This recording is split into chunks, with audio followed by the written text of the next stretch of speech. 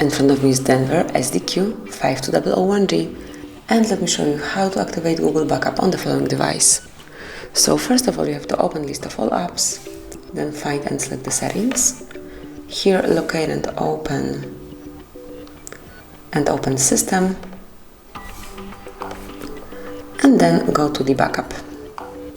And if you'd like to activate Google Backup, just click on the switcher to activate it.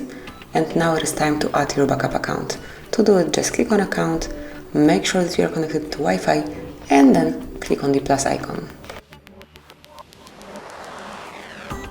And now you have to enter your email address or phone number, whichever is connected to your Google account.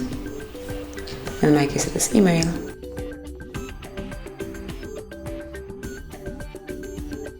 And tap on next. And now let me enter password off the screen. And tap on next. And here you can read Google Terms of Service, Google Play Terms of Service, and also privacy policy. And if you do agree with all the terms and conditions, just tap on I agree.